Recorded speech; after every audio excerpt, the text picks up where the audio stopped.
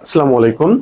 আচ্ছা, তোমরা যারা এবার ফার্স্ট টাইমার মানে এইচএসসি দিচ্ছ, অথবা যারা এক্সাম একবার দিয়ে ফেলছো মানে এখন সেকেন্ড টাইমার আর কি, তো তোমাদের অনেকের মনে, যদিও তুমি এক্সাম দিয়ে ফেলছো তবুও তোমার সম্পর্কে কথাটা বলা আমার ঠিক না, বাট আমি একটু বলি, অনেকে আছো এখনো যে অ্যাডমিশন ভীতি যেটা, এটা এখনো কাটিয়ে উঠতে পারো নাই তোমরা, এখনো এটা কাটিয়ে উঠতে পারো নাই। তো দেখো, অ্যাডমিশন ভীতি যেটা, এটা আমাদের মনের ভিতর অনেক বাজেভাবে গেঁথে থাকে যে আমি কি পারবো নাকি পারবো না, কিরকম কোশ্চেন করা হবে, কেমনে আনসার করব, কি করব না করব, এটা নিয়ে আসলে অনেকেই আমরা ডিপ্রেশনে থাকি, অনেকেই ডিপ্রেশনে থাকি। তো এই ডিপ্রেশনগুলো আমাদের কেন হয় এবং আমাদের কি করা উচিত, এটা নিয়ে আজকে আমি কথা বলবো। তো চলো আমরা তাহলে মেইন আলোচনায় যেতে পারি। প্রথমত, অ্যাডমিশন ভীতিটাকে তুমি কিভাবে দূর করবা?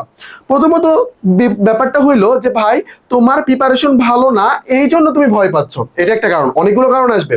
তোমার প্রিপারেশন ভালো না এই জন্য তুমি ভয় পাচ্ছ, এটা একেবারেই মনে করো যে নর্মাল একটা ইস্যু, নর্মাল একটা ইস্যু। অনেকেই সবকিছু কমপ্লিট করে তারপরেও তারা অনেক ডিমোটিভেট থাকে, ফ্রাস্ট্রেশন ভোগে, তারপরে তোমার একেবারে মনে হয় যে আমি পারবো না, আমার দ্বারা হবে না, মানে হতাশা কাজ করে, এরকম আর কি ব্যাপার। এই যে ব্যাপারগুলো রয়েছে এগুলো নিয়ে আমি একটু আলোচনা করবো। প্রথমত আমাদের যেটা, যে ভাই আমার সিলেবাস কমপ্লিট না, এখানকার যে টপিকস গুলো আসে এই সম্পর্কে আমার ভালো ধারণা নাই, এই জন্য আমার কি হচ্ছে, ঝামেলাগুলো তৈরি হচ্ছে, আমার ভয় লাগতেছে। ভাই আমি যেটা পারি না, যে সম্পর্কে আমি জানি না, আমার তো ভয় লাগবে, আমার তো ভয় লাগবে। তো দেখো তাহলে কি করতে হবে আমাদের, প্রথমত বেসিক স্ট্রং করতে হবে, বেসিক স্ট্রং করতে হবে। তুমি যেই বিষয় নিয়েই পড়বা, যেই বিষয় নিয়ে পড়বা সেটার বেসিক তুমি ভালোভাবে স্ট্রং করে নেবা।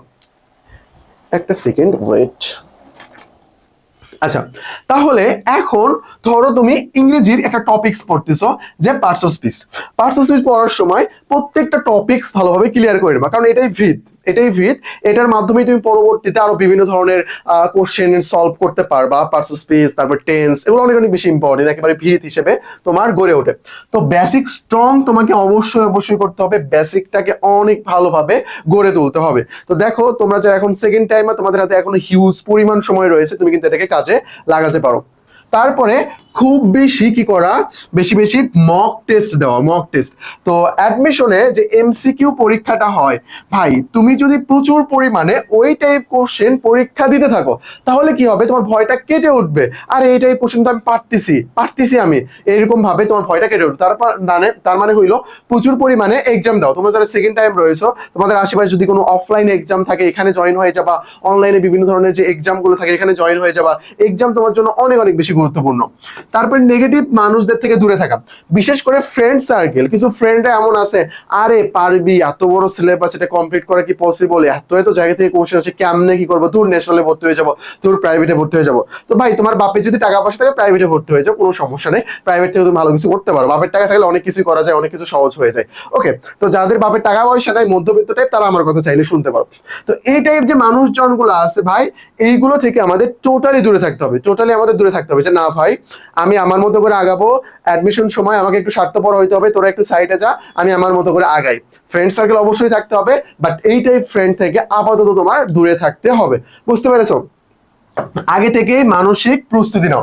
যে ভাই দেখো, তুমি একটা যুদ্ধে যাচ্ছ, তোমার যদি মানসিক প্রিপারেশন না থাকে তাহলে তো হবে না, তাই না?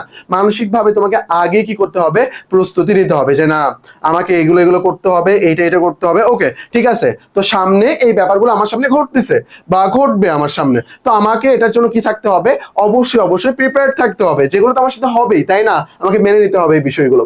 চান্সের জন্য নয়, জ্ঞান অর্জনের জন্য পড়তে হবে। দেখো, এই কথাটা শোনার পর তোমাদের ভাইয়া চান্স পাওয়ার জন্য এত কিছু করতেছে, ভাই ঠিক আছে, সবকিছুই তো ভাই, দিন শেষে আলটিমেট লক্ষ্য সবারই ভাই টাকা পয়সা ইনকাম করা, টাকা পয়সা ইনকাম করা। হয় সেটা ভালো উপায়, অনেক হয় সেটা কি খারাপ উপায়। তোমার ভাগ্যে যেটা রয়েছে, রিজিকে যেটা রয়েছে, তুমি সেটা পাবা। এখন তুমি চাইলে খারাপ পথ বেছে নিতে পারো, তুমি চাইলে ভালো পথ বেছে নিতে পারো, এটা তোমার উপর ডিপেন্ড করতেছে। দিন শেষে টাকা পয়সাই কিন্তু মেইন, মেইন, বুঝতে পেরেছো? বাট এইটাকে আমরা ভালোভাবে নিব, এটাকে আমরা ভালোভাবে নিব, যে আমি একটা সেবা প্রদান করতেছি, তার মাধ্যমে আমাকে কি করা হচ্ছে, টাকা দেওয়া হচ্ছে, যাতে আমি ভালোভাবে জীবিকা নির্বাহ করতে পারি এবং আমি তাদেরকে আরো বেশি সেবা দিতে পারি, এটা। ওকে, যাই হোক, তো চলো এই ক্ষেত্রে এখন আমরা কি করব, এই ক্ষেত্রে এখন আমরা কি করব, যখন আমরা মনে করি যে না, আমাকে চান্স পাইতে হবে, এটা আমাকে মনে রাখতে হবে, এইরকম সিচুয়েশন যখন তৈরি হয় তখন পড়াটা মনে থাকে না। যখন তুমি চিন্তা ভাবনা করো আচ্ছা পার্টস অফ স্পিচটা কি, আমি একটু ডিটেলস পড়ি না এই সম্পর্কে, একটু জানি না, বড় বড় যে বইগুলো রয়েছে ওখান থেকে ডিটেলস সবকিছু জেনে নাও না, যে এটা আসলে কি বোঝাচ্ছে। বড় বই বলতে তোমাকে আমি বাইরের দেশের বইগুলো পড়তে বলছি না, দেশে যেটা রয়েছে যেমন মাস্টার রয়েছে, এটা অনেক একটা ভালো বই, তোমরা পড়তে পারো আর কি। তোমার কি করতে হবে, এই ব্যাপারগুলো পড়তে হবে, এগুলো জানতে হবে। জাস্ট সেই চান্সের জন্য, চান্স পাইতে হবে এই জন্য আমি এটা পড়তেছি না, এমন মানসিকতা না, যে না আমাকে সম্পর্কে ভালো একটা ধারণা রাখতে হবে, আমি পারবো, চান্স তো আমার থাকবে, চান্স তোমাকে পেতেই হবে, তাই না? জাস্ট চান্সের জন্য যে আমি এটা পড়তেছি এরকম করে আসলে না। আমি আশা করি তোমাদেরকে বোঝাতে পেরেছি। তোমরা একটা স্ক্রিনশট দিয়ে নিয়ে লিখে রাখবা খাতায় এগুলো। ওকে, তোমাদের জন্য আমাদের 10টা ফ্রি গিফট ক্লাস রয়েছে, যে টেলিগ্রাম নাম্বার, এই টেলিগ্রাম নাম্বারে নক দিলে তোমাদেরকে দিয়ে দেওয়া হবে। আর তোমরা সকলেই জানো যে আমরা second time foundation batch launch করেছি, আর উই লার্নের ফাউন্ডেশন ব্যাচ মানে অন্যরকম একটা কিছু, বুঝতে পেরেছো? ডিসক্রিপশন বক্সে ডিটেলস সবকিছু দেওয়া আছে, আমরা তোমাদেরকে কি কি প্রোভাইড করতেছি, বই রয়েছে, এবার বুঝতে পারতেছো ব্যাপারটা, একটু দেখে নিও তোমরা ডিটেলস। ওকে, এই যে আমাদের টেলিগ্রাম নাম্বার, এই নাম্বার তুমি ডিরেক্ট পেমেন্ট করে ভর্তি হয়ে যেতে পারবা, বা এই নাম্বার তুমি নক দিয়ে আমাদের কাছে আমাদের ইনফরমেশন জেনে নিয়ে তারপরে তুমি আমাদের কাছে ভর্তি হতে পারবা, বুঝতে পেরেছো? ওকে, তো আমি একটু যদি দেখাই, এই যে আমাদের টেলিগ্রাম নাম্বার, তোমার অ্যাডমিশন সংক্রান্ত যে কোনো প্রবলেম, তুমি পড়তে যে এমসিকিউ সলভ করতে পারতেছো না এই সংক্রান্ত প্রবলেম, টপিকস রিলেটেড প্রবলেম, যেটাই হোক না কেন আমরা সেটা সলভ করে দেবো, কোনো সমস্যা নাই। এই টেলিগ্রাম নাম্বারে নক দেবো, অ্যাডমিশন থাকাকালীন এই নাম্বারটা একটু তোমরা সেভ করে রাখতে পারো। তো আজকে এই পর্যন্তই, আশা করি ব্যাপারটা বুঝতে পেরেছো যে অ্যাডমিশন ভীতিটা তুমি কিভাবে কাটিয়ে উঠবা। তো আজকে এই পর্যন্তই, আসসালামু আলাইকুম।